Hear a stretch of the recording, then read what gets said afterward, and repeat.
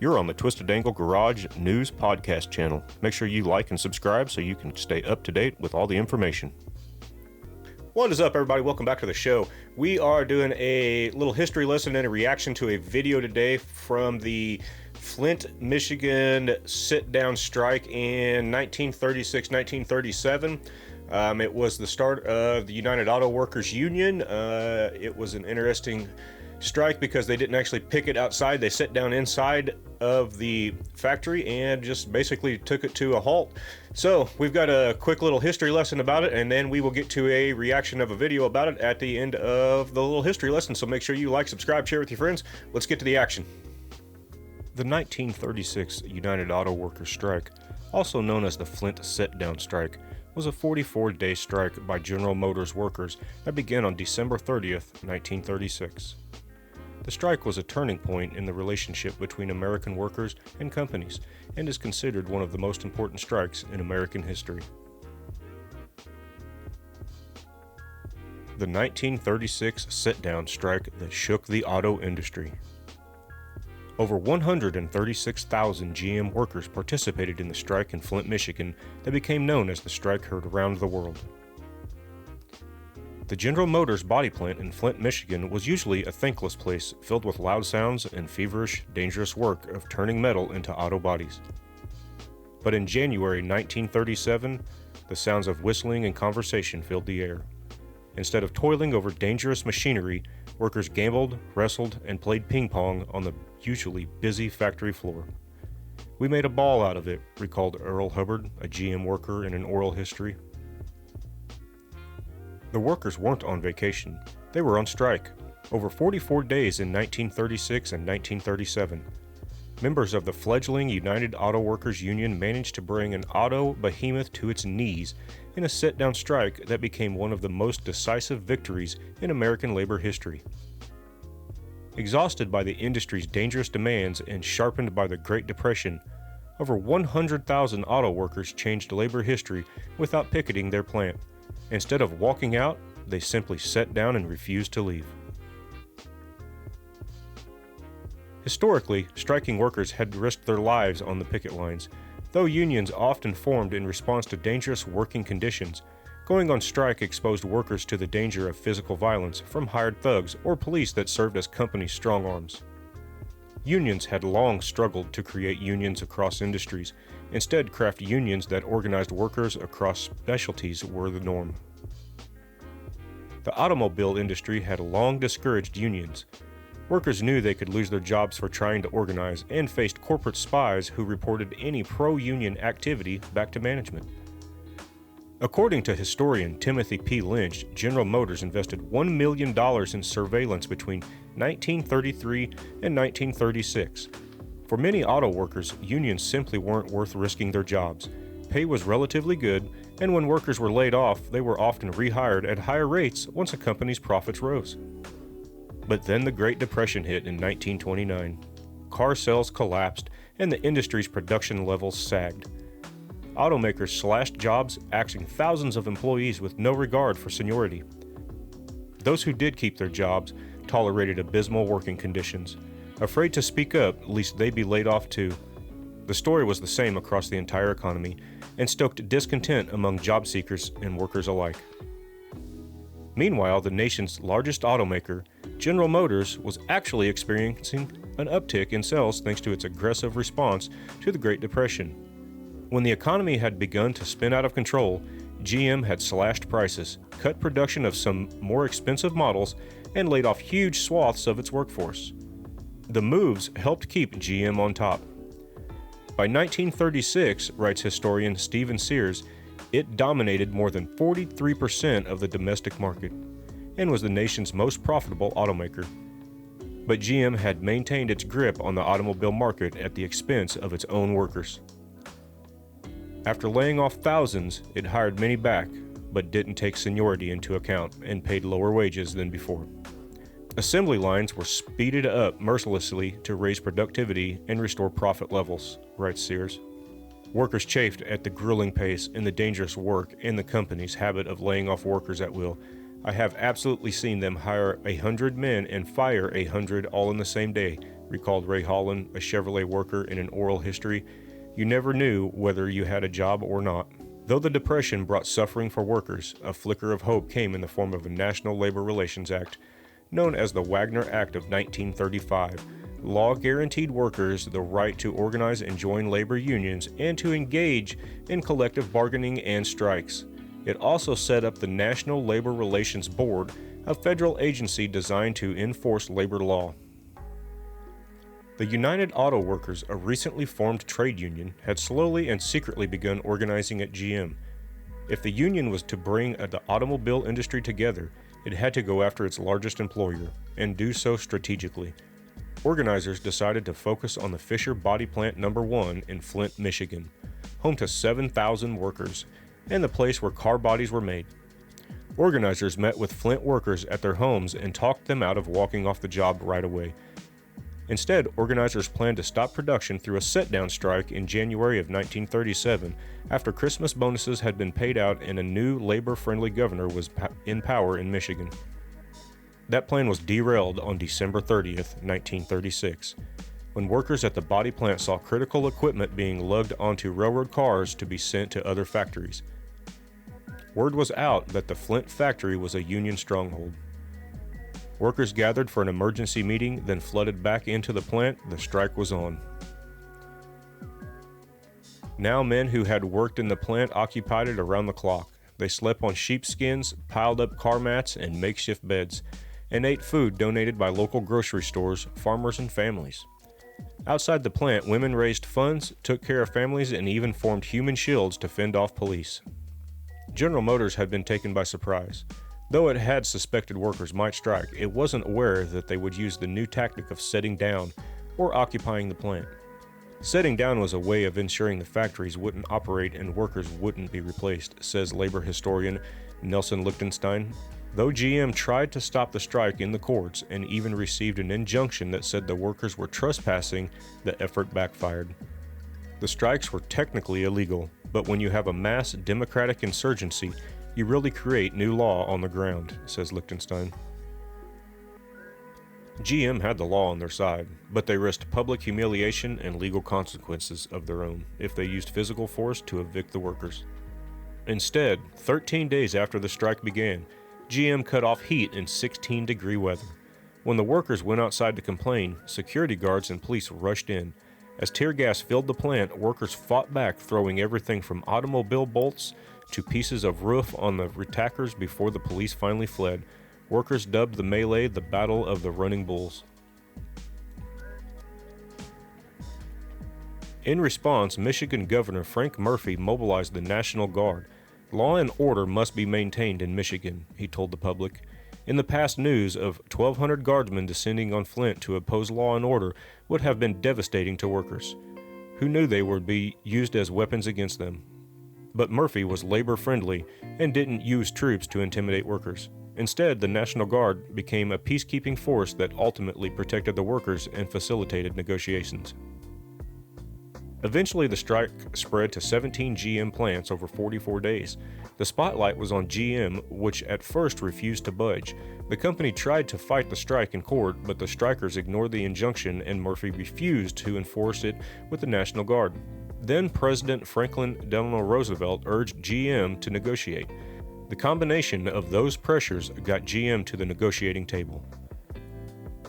In the deal that followed, the UAW gained union recognition and a promise the company would not discriminate against workers who had struck. General Motors also raised wages by 5 cents an hour, likely in response to wage hikes by other automakers terrified the sit-down strike would spread to them. Murphy's refusal to use the National Guard to break up the strike was considered the most decisive factor in ending the strike at GM. On February 11, 1937, workers paraded out of the plant victorious. Suddenly, in the distance, we heard them singing "Solidarity Forever," recalled Shirley Foster, the wife of a union organizer, in an oral history. It was an enormous celebration all over the city that night. Flint would never know a feeling like that again. The strikes had lasted for 44 days, left 136,000 GM workers idle, and caused 280,000 cars to go unbuilt. Though much of the public was against sit-down strikes and considered labor unionists to be dangerous rabble-rousers, GM's public image had suffered too, and labor would never be the same. Union members ballooned from 3.4 million workers in 1930 to 10 million in 1942, and the majority of the automobile industry swiftly unionized, gaining benefits and pay they never would have obtained without organizing. They were the most important strikes in American history, says Lichtenstein. For decades, he says, industrial unionism reigned supreme, leading to a higher standard of living for working Americans. Today, the UAW has over 400,000 active members and more than 600 local around the United States, Canada, and Puerto Rico. Though few actually went on strike in 1936, Lichtenstein notes they had an outsized impact on American society. It required a vanguard to show what was possible. He says the Flint Sit-Down Strike proved sitting still was just as powerful as walking off the job. All right, guys, here is the Flint Sit-Down Strike 1936-37 UAW history. Let's get it started and see what the video's about. These were days when history changed its course. The sit-down strikes began on December 30th. They began with the attempt of GM to move the dies at Fisher No. 1 to Grand Rapids and elsewhere. They have no idea what it was like to have to work along a line in the shop. It was hard work. And then you didn't get no overtime. If you worked it over, it was just your straight regular time. No overtime. Of course, the women weren't allowed to work any overtime, but the men, they could work overtime, but wouldn't get no extra pay for it. It was hot in the summer, cold in the winter. You couldn't always take time off if you need to go to the bathroom. And I remember in 1936, before the strike, it was very, very hot. And down in the Chevrolet, there were people who were dropping over because of the heat. And the other workers were told, just step over them until we can get them out of the way. They didn't slow down the line. They didn't stop it. And they just dragged people away. It was terrible. And I think that's one thing that really helped bring on the strike.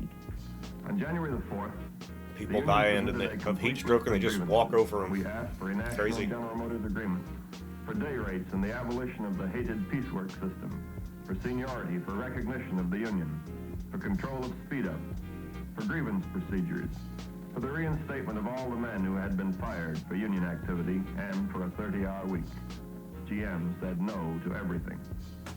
Widely separated workers, workers who didn't know each other, workers who didn't know each other's names, men who had been divided, weak and oppressed, came together in union and in solidarity. The union spokesman was John L. Lewis. Reporters from all over the world converged on Flint. Flint, the General Motors factories where the workers were sitting in, had become a stage which the workers of the world, wherever they were watching intently. Extra editions of papers came out on Flint developments in Paris, in Rome, in London, Calcutta, Buenos Aires. Well, the men stayed, but the women had to go out. We couldn't stay. I remember my dad calling home a few weeks into the strike and saying to my mother, Ida, we're having trouble keeping some of these young fellows in here. They're threatening, their wives are threatening to divorce them, or they want them home, and the guys want to get home naturally. And she said, Jay Green, if you come out, I will divorce you. I know one guy that he had 5 kids, and he was so nervous he'd pass out because he had 5 kids and he didn't know if he was going to get a job or not. Get his job back. It was So nervous he'd pass out. Flint was the Valley Forge of the people who work in the plants. These were times when the summer soldiers fell away and the winter soldiers stood up in a terrible trial. Armchair generals and colonels were demanding that the National Guardsmen go into those plants and shoot the sit-downers out. But for once, the National Guard truly maintained law and order. The strikers were disciplined, but the Flint City government was the General Motors government after all, and General Motors insisted, so the police tried to evict the sit-downers. This is not vandalism you see there. They are breaking these windows to let the air in and to let the tear gas out. Man, police tear gassed them, so everybody's just breaking the windows. Nice.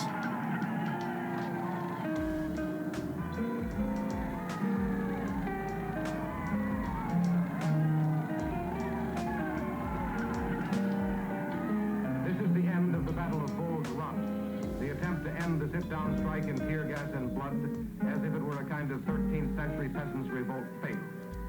There were casualties. We didn't know what was going to happen. And then, of course, when the National Guard was called out, we were scared to death that they were going to maybe shoot down the workers, the strikers. But it didn't. We had a good governor, and he sent the National Guard in to protect them. We will work our way out of this strike peacefully and without injustice to anyone. And I am confident that after it's all over with, there will be a better understanding between employer and employee. And better still, I hope that conditions will be improved under which men and women labor and live. The sit-down strikes reached their climax at the beginning of February. Governor Murphy had been in office just 1 month. General Motors had tried everything, spies and intimidation. GM had taken its case to court before a judge who was a GM stockholder. The corporation had applied pressure on Governor Murphy. It had tried evicting the strikers by force. But not for a moment did the discipline of the strikers waver. Their wives and their children came to the factory windows. The troops, there to maintain order, not to shoot strikers, bivouacked in the streets. The strike came to an end on February the 11th, 1937. Governor Murphy announced the settlement terms. For a period of 6 months, General Motors would not, without the governor's permission, deal with any employee spokesman except the UAW in the 17 plants that had been struck. In the other plants, the union would be dealt with as representatives for its own members. No discrimination against union people. All strikers would be rehired. Union members could talk about the union during lunch and rest periods. All court proceedings against the union and its members to end. The company would begin to negotiate with the union in good faith. It was a magnificent and historic victory.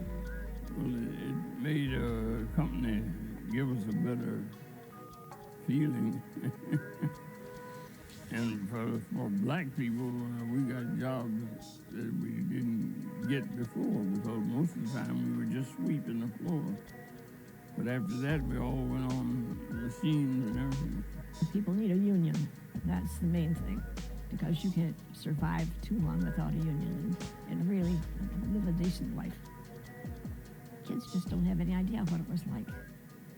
But I'm afraid someday they're going to find out. The people all have a union and hang on to it because you can't be without one. If you don't, you get somebody there clipping you, make you work there, and you know, no representation on how it is. No representation, they take advantage of you. General Motors workers in Flint get the news of the settlement, and the celebration is spontaneous. The flag tells you how the people feel. They have just won back one of their constitutional rights. Home is the sit-downer. After the long, patient struggle in the factory, the men go home. What these people are celebrating deep into the night is the end of an impossible and unbearable subjection. Unions have brought wage earners so much security and freedom and dignity that it isn't easy even to recall the terrible oppression that came to an end with the winning of the sit-down strike. Well, it made a middle class. We could have decent food. We could live in a decent place. We could wear decent clothes. We could relax, which we just couldn't before. We were always on edge, it seemed, that if you're hungry sometimes, that's not good. And I remember being hungry sometimes. People were able to buy homes, hold their heads high, have self-respect, which we didn't always have before. Well, that is an interesting history of the United Auto Workers Union. I'm not pro-union. I'm not against unions. I'm self-employed, so I have no union but myself. I do see a lot of benefits to unions. I don't like greedy bosses and management. That is about 90% of the reason that I've had my own businesses for a long time now. But we're going to move on for the day, so make sure you like, subscribe, share with your friends, and we will catch you in the next episode. Thanks for listening to the Twisted Angle Garage News Podcast channel. Make sure you like and subscribe and share with your friends, and we'll catch you in the next episode.